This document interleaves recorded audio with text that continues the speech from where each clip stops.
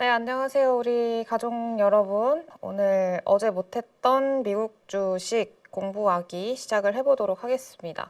오늘은 항공주들 좀 준비를 했고요. 항공주들은 지금 시장 상황에서 좀 많이 주목을 받을 수밖에 없는 그런 업종이라고 보시면 좋을 것 같아요. 지금 딱 강달러 지속이 되고 있는 상황이죠. 이 그 달러 인덱스도 계속 올라가고 있고, 지금 우리나라만 해도 환율이 지금 1,400 거의 30원까지 갔다가 지금은 조금 진정이 돼 있는 상황이기는 합니다만 조금 계속해서 높은 환율을 유지를 하고 있고, 결국에는 달러가 계속 강합니다. 이게 우리나라 원달러 환율만 생각을 해도 강한데, 이게 우리나라뿐만이 아니라 뭐 위안화 대비해서도 엔화 대비해서도 유로화 대비해서도 다 달러화가 강합니다.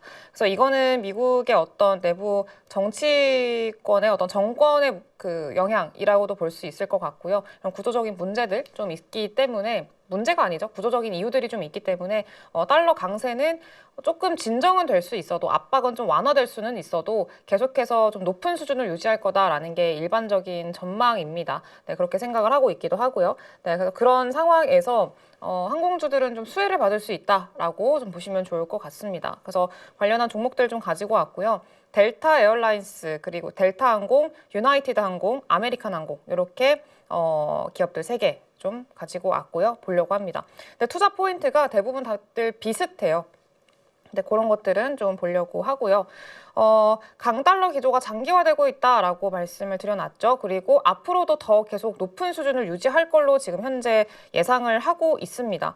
뭐 원인을 생각을 해보자면은 일단은 뭐 크게 3개 정도로 구분을 할 수가 있을 것 같은데, 첫 번째로는 당연히 트럼프 정책 리스크예요. 그래서 트럼프 당선인이 이제 내년부터 본격적으로 취임을 하게 되고 정권을 잡게 되는데, 대표적인 공약이죠. 그 관세 정책. 요거에 대한 불안감이 상당히 이제 달러 강세를 지속시킬 그런 가능성이 굉장히 높고요.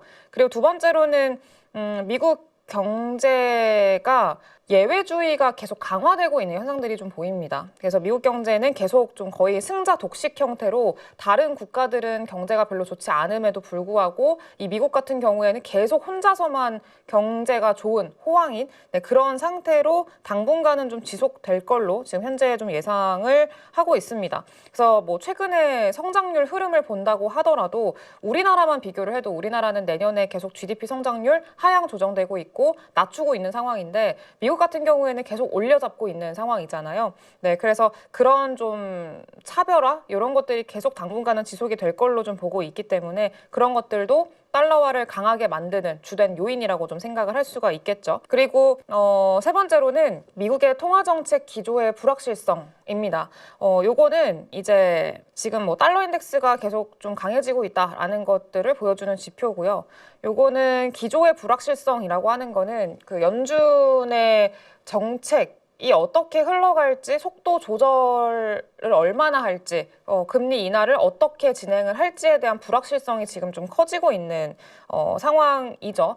네, 그래서 연준이 이번 연도 12월 달 FOMC가 좀 남아 있는데, FOMC에서는 뭐 금리 인하를 할 걸로 지금은 예상을 하고 있어요. 그래서 한 거의 80% 이상 할 걸로 지금 현재 전망이 되고 있는 상황이고, 근데 뭐 최근에 트럼프의 어떤 좀 발언이라던가, 그리고 앞으로의 정책이라던가, 그 인사 지명이라던가 이런 이슈들로 인해서 앞으로 금리 인하 속도가 많이 조절될 수도 있다라는 우려감들이 시장에 있기는 하죠. 네, 그래서 이건 뭐 내년 계속 좀 지켜보긴 해야겠습니다만, 일단 연준의 통화 정책의 불확실성이 얼마나 완화되는지에 따라서 달러의 강세도 조금 진정될 가능성은 좀 있습니다.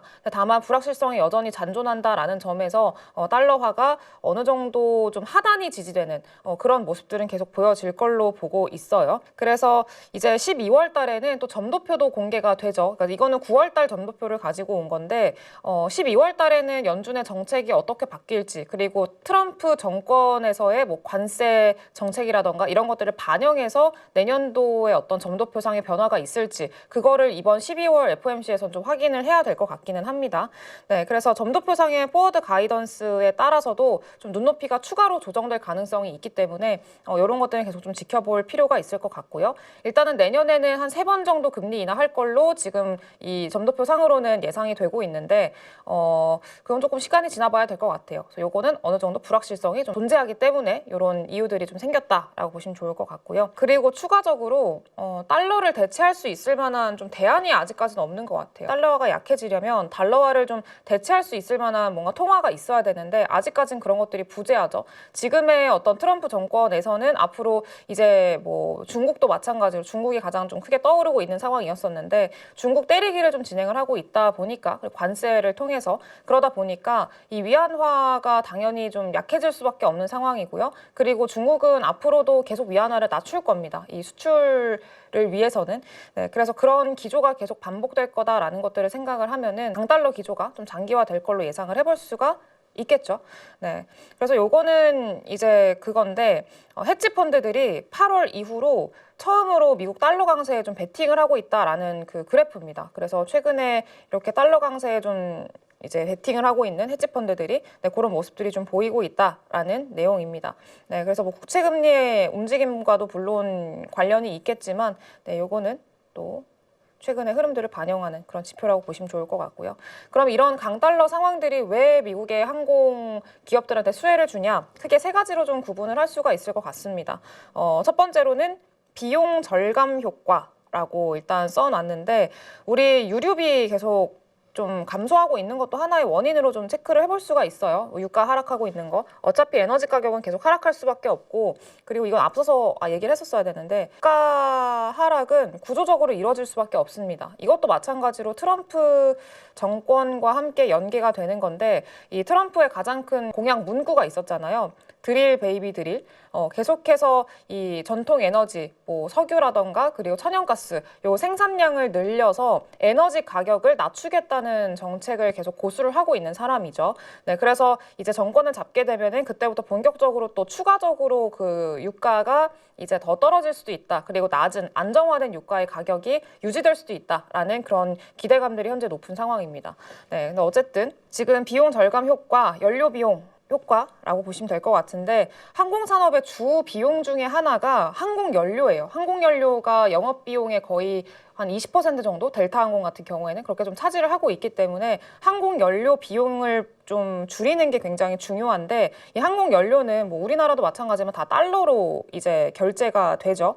근데 강달러 상황에서는 다른 나라 통화로 환산했을 때 연료의 상대적인 비용이 좀 증가하잖아요. 그렇기 때문에 미국 항공사들은 어쨌든 달러를 직접 보유를 하고 있기 때문에 이런 강달러 상황에서 뭐 환율 변동이라던가 이런 것들로 인한 어떤 유류비 부담이 그렇게 크지 않습니다. 네, 그래서 크지 않거나 상대적으로 유리한 거죠. 그래서 그런 것들이 좀 있고요.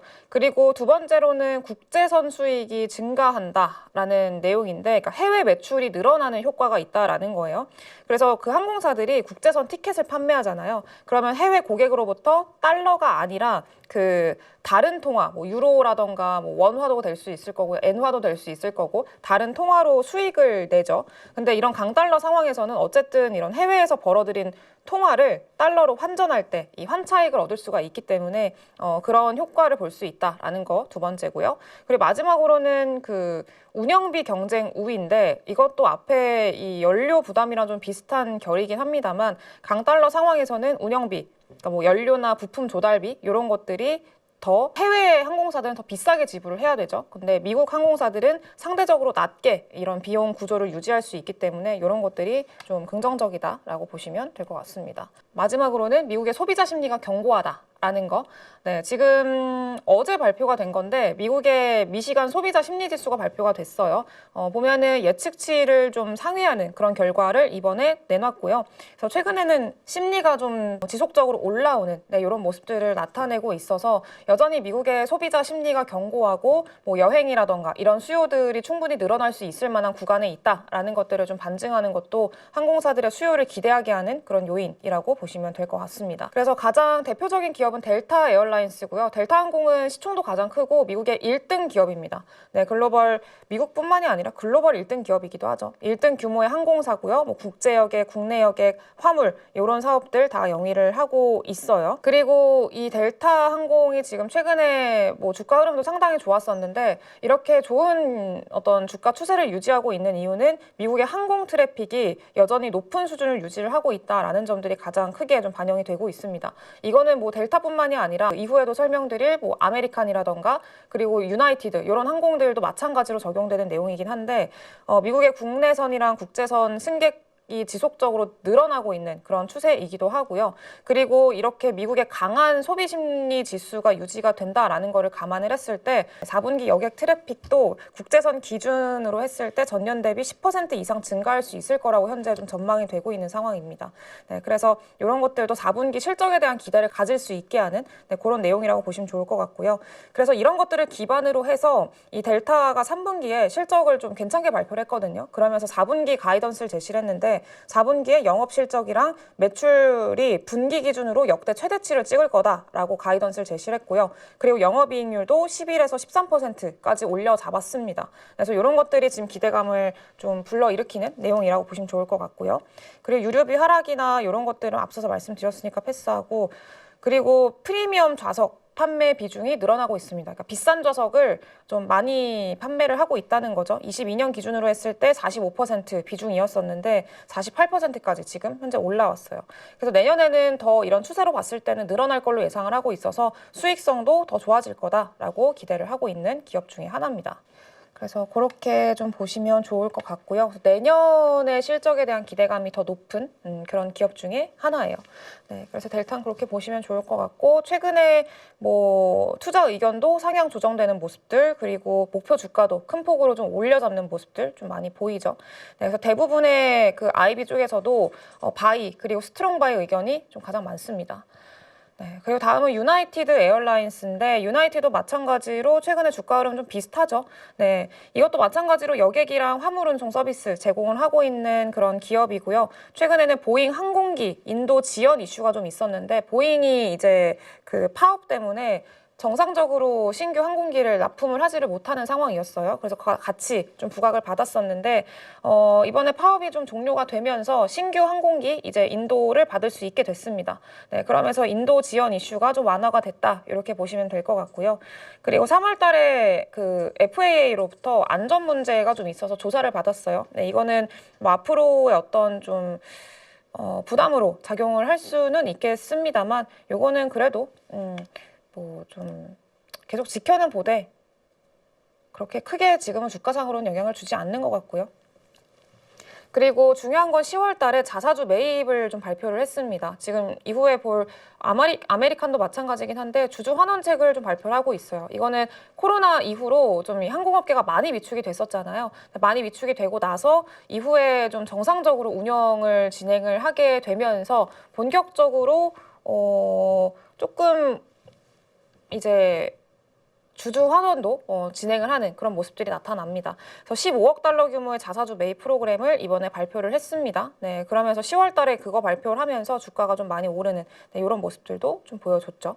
네, 그리고 주가 매출도 마찬가지로 좀 견고하게 상승할 걸로 기대를 하고 있고, 마찬가지로 이 유나이티드도 투자 의견들 최근에 상향 조정되는 모습들 굉장히 많이 보이고요. 마지막으로 아메리칸 에어라인스인데, 아메리칸은 상대적으로는 주가의 탄력도가 조금 작습니다. 근데 그럴 만한 이유가 좀 있는 게 여러 가지 좀 노이즈들이 있었어요. 실적도 상대적으로 제일 좀 안 좋게 나오는, 그리고 3분기 때, 2분기 때도 그렇고 좀 투자 의견도 하향 조정하고 앞으로의 가이던스도 대폭 하향 조정하고 이런 모습들이 있어서 상대적으로는 좀 가장 주가 탄력도는 낮습니다. 근데 최근에는 분위기 같이 좀 따라가려는, 키 맞추기를 하려는 모습들은 좀 보여주고 있고요. 항공주들에 대한 워낙에 투자 전망이 좀 좋다 보니까 그런 것들이 유입이 되고 있다, 이렇게 보시면 될 것 같아요. 아메리칸 같은 경우에는 내년 말까지 150억 달러, 부채가 상당히 많죠. 부채 상환 계획을 좀 발표를 했는데 현재까지 한 60% 정도 완료를 했다고 해요. 네, 그래서 내년까지 부채 상환을 하면서 재무 구조가 개선된다라는 거는 좀 긍정적인 내용이라고 보시면 좋을 것 같고요. 그리고 마찬가지로 항공업계가 좀 좋아질 걸로 예상을 하고 있는 상황이다 보니까 최근에 JP모건 쪽에서도 그 투자 의견을 상향 조정을 했고요. 그리고 오늘도 하나 리포트가 나왔었는데 그것도 마찬가지로 목표 주가 상향을 했습니다. 그리고 여러 가지 노이즈들이 있었는데 일단 가장 대표적인 건 매출에 대한 노이즈, 매출이 생각보다 좋지 않다라는 게 가장 컸었고요. 두 번째로는 5월 달에 인종차별 소송이 좀 있었습니다. 그래서 흑인 인종차별 이슈가 있어가지고 그런 것들도 주가를 좀 하락시키는 요인으로 작용을 했었습니다. 네, 그래서 요거는 그냥 참고를 해보시면 좋을 것 같고요. 그리고 좀 비용 관리를 제대로 잘 못해요. 다른 기업들에 비해서. 그래서 뭐 조종사들이랑 이제 급여 계약 이런 이슈도 좀 있었는데 그런 것들로 인해서 좀 비용 관리가 제대로 안 되고 재무 건전성이나 이런 것들이 상대적으로 조금 떨어집니다. 네, 그래서 그것들이 주가에 반영이 되고 있는 상황이라고 보시면 좋을 것 같고요. 다만 항공에 대한 기대감들이 유입이 되면서 네, 좀 좋아지고 있다라는 거는 긍정적인 것 같아요.